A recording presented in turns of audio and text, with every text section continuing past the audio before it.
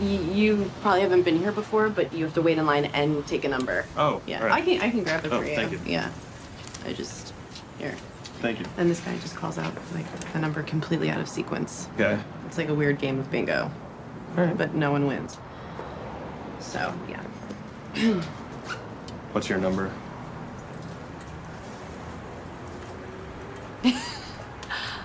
So this is how it happens. Just like that. Wow. Just like what happens, like what? That is very clever. I don't know why that's clever. What is clever? What's I was your just asking what the number. And then I go, 118. And then you're like, no, your phone number. Oh. Yeah, you are good. How long have you been hanging on to that little nugget? I haven't been holding on to that. That's you not a hang nugget out in at a lot all. of dry cleaners and hit on perfect girls.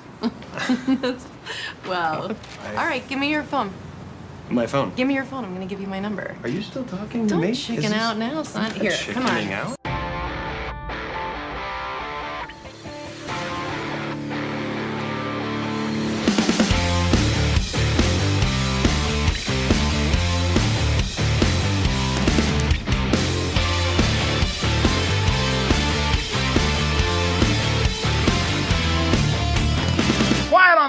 Dim the lights and silence your cell phones. This is Michael Faulkner, and it is showtime at the April 17th, 2018 edition of the Weekly Podioplex. Brought to you on the Chronic Riff Network. Starting with the box office report for week 15 of 2018, Rampage smashed to the top of the charts, moving this year's top 12 to a total of $136.4 million. On one hand, that's the second highest performance for this frame against 2017, which headlined Fate of the Furious. On the other hand, this week is down 15% against last year's performance. Let's start this countdown with number 10 and Chappaquiddick, down 3 from 7th. At number 9 is Tyler Perry's Acrimony, sliding 4 from 5th. At 8th is I Can Only Imagine, down 2 from 6th. In 7th is Isle of Dogs, up 3 from 10th with 1,400 new screens. And capping the bottom 5 is Black Panther, down 2 from 4th. By the way, Walt Disney Studios, they're now over $2 billion worldwide on the year, and that's without Solo or Infinity War. The top 5 begins with Blockers, down 2 from 3rd with $10.8 million and a total of $37.4 million. In 4th place is Ready Player One, down 2 from 2nd with $11.5 million to a total of $114.9 million. In 3rd place is new release Truth or Dare, premiering to $18.7 million. And that's well done, since it had to compete with A Quiet Place, and both of them performed well. Audiences gave this one a B-, which is below the B+ for A Quiet Place. The biggest disparity is in the critical reception, where A Quiet Place performed admirably, while Truth or Dare garnered about 15 to 36% approval. In 2nd place, speaking of, is A Quiet Place, giving up the top spot with $33 million and a total of $100 million. And crashing into number 1 is Rampage, debuting to $35.8 million. That's just ahead of Denise's favorite film of all time, The Mummy. She's going to hit me, isn't she? And is vastly ahead of Hercules, which also starred The Rock. Sadly, with a $120 million budget, this debut isn't quite the best of news. Audiences gave Rampage an A- score, and critics settled around the 45 to 50% approval rating. This week is Rampage's last shot at serious cash before Marvel flips the switch and dominates the silver screen.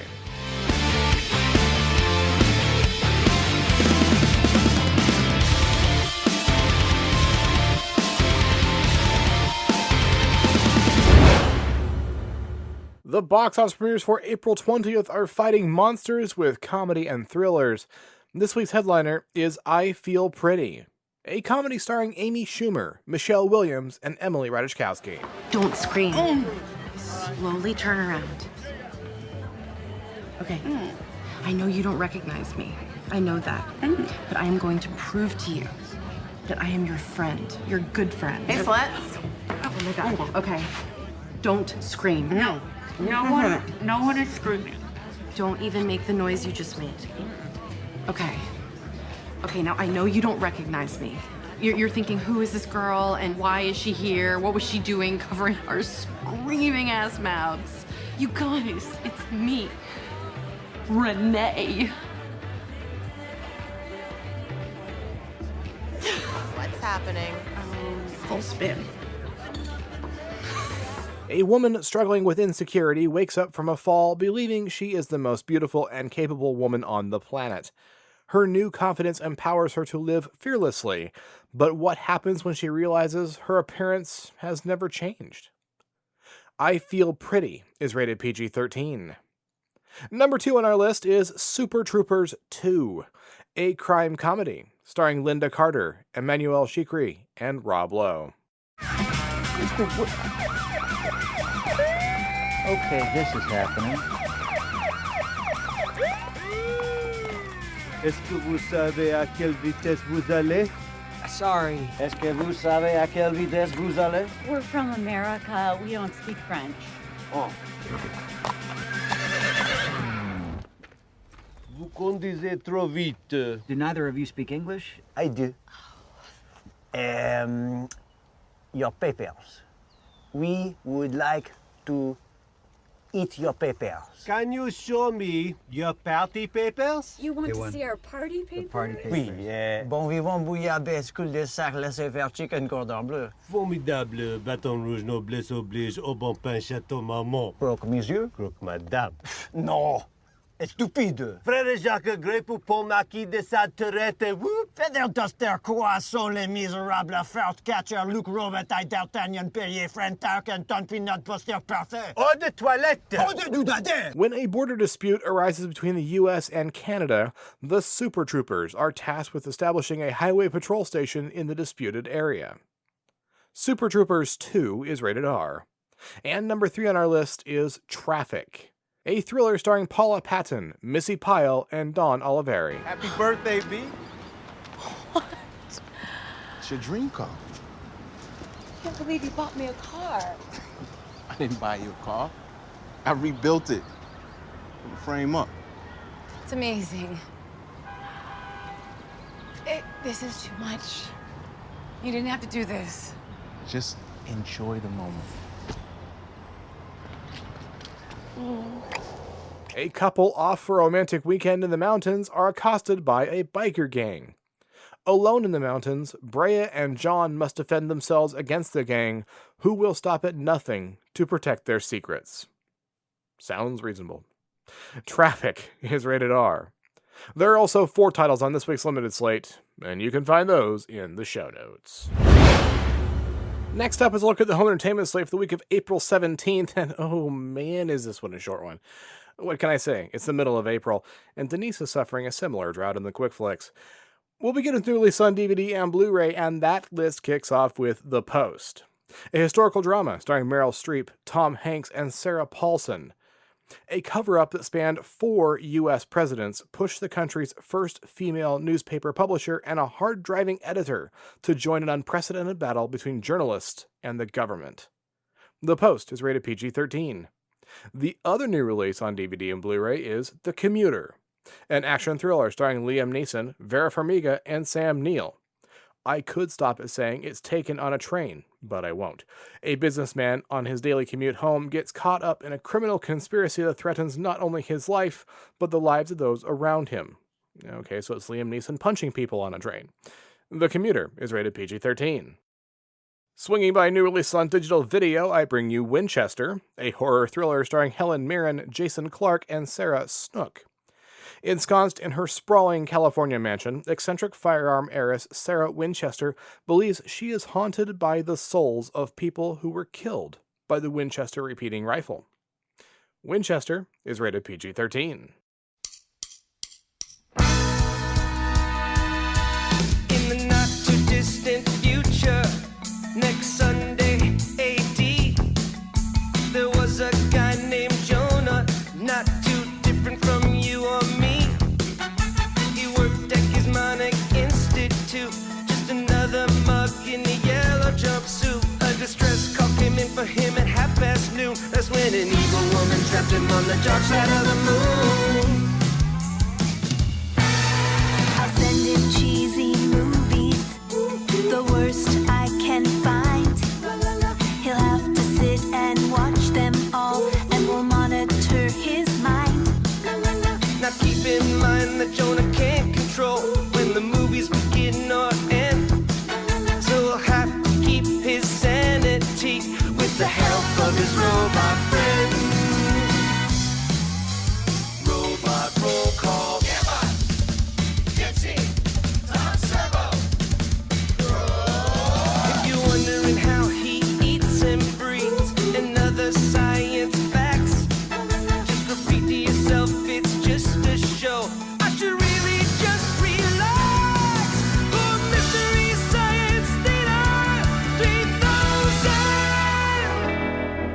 Moving right along to TV on DVD and Blu-ray, start things there with Mystery Science Theater 3000 Season 11 from 2016, starring Jonah Ray, Felicia Day, and Patton Oswalt.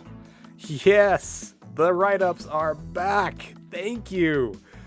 Normally, anything revived from the dead is something to be feared, but when fans broke crowdfunding records to bring back Mystery Science Theater 3000, it was an event worthy of the finest disco cannons. Hapless Jonah Heston, played by Jonah Ray, is trapped on the dark side of the moon and forced to watch cheesy movies by the evil, profit-obsessed mad scientist Kinga Forrester, played by Felicia Day, and her snarky henchman Max, played by Patton Oswalt. So Jonah does what any gadget-savvy kidnappee would do: make fun of the films with the help of his wisecracking robot pals Tom Servo, Crow, and Gypsy. With luminary guest stars Mark Hamill, Neil Patrick Harris, Joel McHale, and Jerry Seinfeld, and the return of some familiar faces, MST3K The Return is sure to keep you laughing till you bust a seam in your jumpsuit.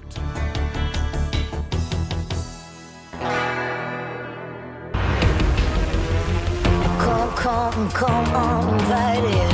Run till I find it. I don't care which side that you're fighting. Gon' get you gone. TV title number 2 is Killjoys, Season 3 from 2017, starring Hannah John Kamen, Aaron Ashmore, and Luke McFarlane. Killjoys follows a trio of interplanetary bounty hunters sworn to remain impartial as they chase deadly warrants throughout the Quad, a distant system on the brink of a bloody multiplanetary class war.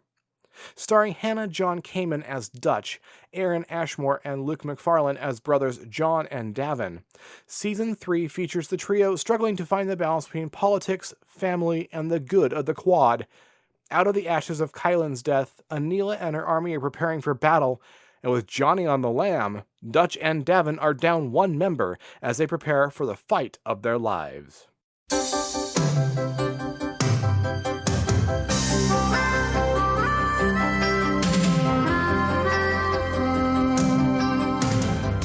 Sometimes the world looks perfect, nothing to rearrange.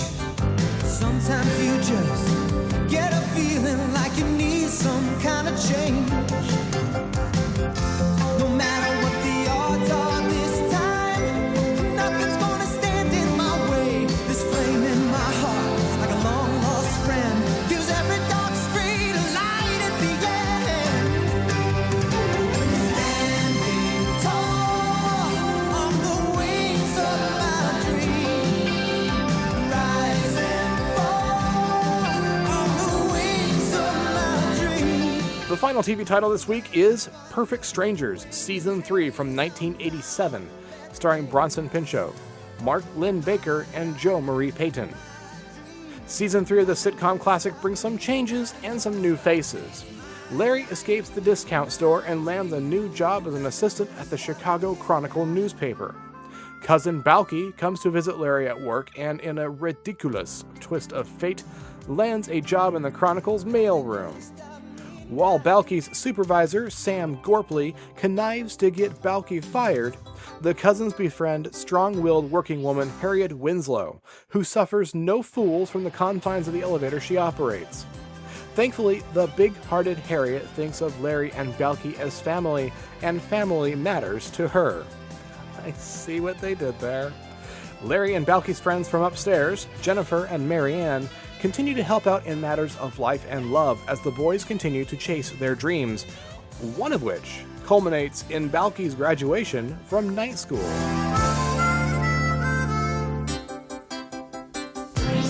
I'll wrap up the home entertainment slate with Blu-rays from the past, and this week I bring you For Whom the Bell Tolls, a historical adventure drama from 1943 starring Gary Cooper, Ingrid Bergman, and Akim Tamiroff. During the Spanish Civil War, an American allied with the Republicans finds romance during a desperate mission to blow up a strategically important bridge. For Whom the Bell Tolls is not rated. After a brief break for a bout of shameless podcast cross-promotion, the Weekly Podioplex will return. Steph. What? Have you ever read a Superman comic? Not in the last few hours. Oh, I was just checking, right? Just checking.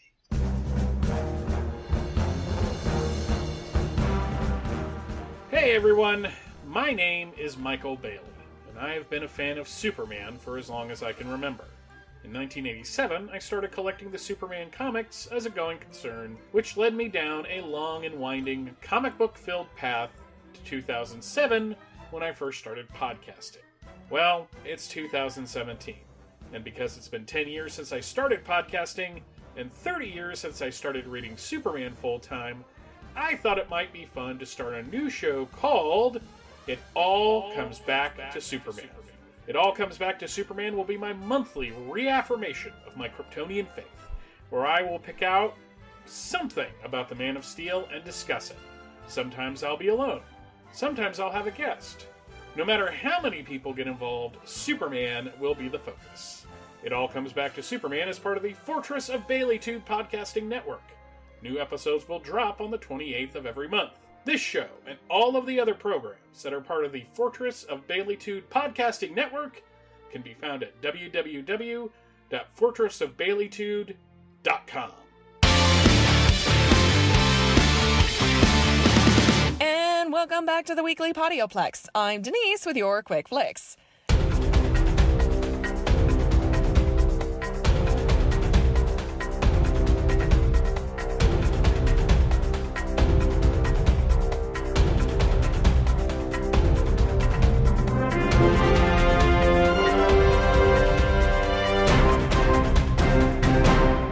Okay, we're gonna do something a little bit different this time and see how it works out. For a while now, there hasn't been much news in the, news. And I've been scrambling to try and bring you guys a Quick Flicks segment each week with varying degrees of success. These double episodes, they just kill me, man. So I thought to myself, I said, Denise, why not try something on Quick Flicks where I give you an in-progress review of new shows that come up or new books that I'm reading?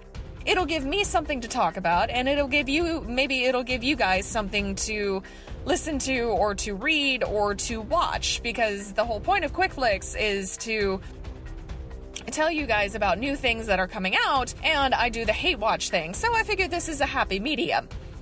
Maybe. We'll see how it works out. But first, we're going to talk about The Terror by Dan Simmons. The book is interesting, and I say interesting because the book is telling a story where everyone dies at the end. And you know everyone dies at the end because history says so, and since history isn't written by dead men, well, okay, so it is written by dead men, but I mean not actual men who are dead, it's written by, anyway. There you go. However, the book twists the doomed Franklin expedition by adding in a sense of H.P. Lovecraft, where there is something that is attacking the two ships, the Terror and the Erebus. And if you don't know about the lost Franklin expedition, it's the last expedition to the Arctic to try and map the last of the Northwest Passage. Either something is attacking the ships, or the men think there's something attacking the ships, but there's no actual proof that there is something attacking the ships, at least historically speaking anyway. There's proof that the expedition died of a combination of scurvy, botulism, cannibalism, starvation, and exhaustion. But the story postulates that there's something out there on the ice, something the men can't see, but is definitely attacking them. And a silent Inuit woman with a polar bear talisman is where the reader is supposed to think that maybe there is some werebear action going on. The book is well written, but it's ponderous, and it stretches itself through the full 2 years the Terror and the Erebus were trapped in the Antarctic ice. It's told from the points of view of the ship's anatomist, Dr. Goodsir, the captain of the Terror, Captain Francis Richard Moira Crozier, and Lieutenant Irving, who is in love with the silent Inuit woman and witnesses things. I'm enjoying the book, but it's not for those who like quick payoffs. The story almost borders on boring, but the desire to understand what is attacking the crew keeps me listening, and of course what is happening to the crew as they are slowly dying. There's a sick part of me that wants to find out how long it will be before they devolve into cannibalism. And this is where my brain goes, you see. I recommend the book if you're interested in history and don't mind the slow burn that is so much a part and parcel of this sort of thing. I think the payoff is going to be worth it, only to have an interesting spin on the death of an expedition doomed by hubris and the severe lack of forethought on the part of Captain Sir John Franklin. Now, the show is really good. It's on point, it's a period piece, and AMC does it so well. It captures the terror, it captures the lassitudinous sense of something ain't right here. The casting is on point. I'm only three episodes deep, so there's not a lot I can really talk about, and you can definitely tell the differences between the show and the books. And I can see why they did it. Otherwise, they just wouldn't have a show. But it is good, and you should check it out. If you have iTunes, I recommend paying for the season pass. If you have AMC, definitely tune into it. It's not The Walking Dead, and God knows it shouldn't be. It's better than The Walking Dead. Next, Netflix has an original series called Troy, The Fall of a City, and oh my god, I am absolutely in love with it. Not even kidding. I have a contentious history with Troy. My high school English teacher and I got into an argument about how it started. He asked a question, I answered it, it devolved from there. I wound up with a C in the class anyway. Unlike the Brad Pitt movie, which puts Achilles at the center of the story and casts Paris as a simpering fool who is so love-struck as to be completely useless, the story splits itself between myth and history and combines them, and it's just so great. It is true that Helen of Sparta had a face that started a war, and that Paris basically kidnapped her because he was so in love with her that he couldn't stand to be apart from her, and that kidnapping sparked the Trojan War. It is also true that Agamemnon knew the value of Troy and the Dardanelles and was looking for any excuse to take the city for all it was worth, and that Menelaus losing his wife was just the reason he needed to start a trade war that would consume Troy and Greece for the next 11 years and spawn 2 books which are required reading for every English class next to Beowulf and Gilgamesh.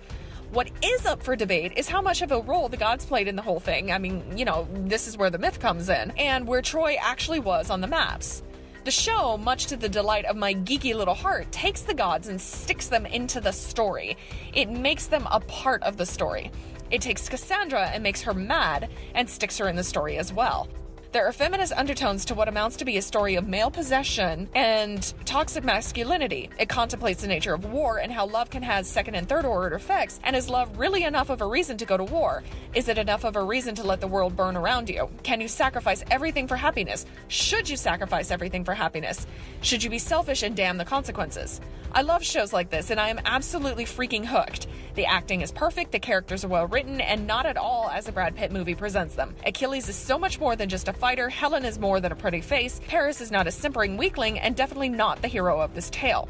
Hector is trying to do right by his family, but is frustrated by the weakness of that same family, and Andromache is perfect study in womanhood and the way we treat each other when we feel inferior and personally attacked by a woman who has otherwise done us no harm. And the gods are in this one, and it just makes me so very, very happy. I always like the idea of gods, reflections of our own humanity made gigantic and thrown back at ourselves, demanding sacrifices, and as fickle and as petty as we ourselves are. It makes me happy. Watch the show, not even kidding. Forget the movie exists and watch the show. I promise you it's worth it. The writers have done their research and it shows. And that's it for this week's Quick Flicks. I'll see you guys next time on the Weekly Podioplex. Thank you, Denise. And here we are once again at the end of a new edition of the Weekly Podioplex. If you want to discuss anything you heard on this week's edition, or the show in general, we would love to hear from you. Tell us what you like, what you don't like, what you think we can do better. You can do that by surfing over to the Chronic Rift homepage at chronicrift.com and leave an audio message right there on the website using a microphone. Just click the widget that says send voicemail and follow the prompts. You can also write an email or send an MP3 to weeklypodioplex at gmail.com, or even go short form with Twitter. The Chronic Rift is chronic_rift. The Weekly Podioplex is Weekly Podioplex. Denise is Riley James Keith. And I am Womprat99, like the creature Luca Bullseye in his T16 in Beggar's Canyon. You can give the Chronic Rift a thumbs up on Stitcher Radio, leave us a review on iTunes, and you can find the Weekly Podioplex and the Chronic Rift on Facebook. The usual disclaimer applies, of course. If you leave us feedback, you may hear your words on a future edition of the Weekly Podioplex. One other place you can find the Weekly Podioplex now is on YouTube. I've been uploading some of the older shows, trying to create an archive of sorts. So go ahead and search for Weekly Podioplex on YouTube and subscribe to our channel. Take a moment, stop on by and consider the shows the Chronic Rift Network has to offer. The main show itself has made a comeback in 2018 and is offered weekly via Facebook Live on Sunday mornings, 9 a.m. Eastern Time. Grab a cuppa and join in the fun, or download the audio version later in the podcast feed. We also explore our favorite aspects of genre entertainment with the Batcave podcast, the OSI Files podcast, the G2V podcast, Generations Geek, Present the Transcription feature, the Dan and Travis show, the Sci-Fi Diner podcast, Doctor Who and Mr. Drew, the Home Game Show version podcast, and so much more. If you have a Roku player, you can treat it like a time machine with the Chronogriff's Roku channel, which has episodes of the Chronogriff's adventures in the 1990s when it was a public access television show on the New York City airwaves. No Roku, no problem, because John is also uploading those episodes to Facebook, YouTube, and archive.org. So check us out and find the culture in pop culture.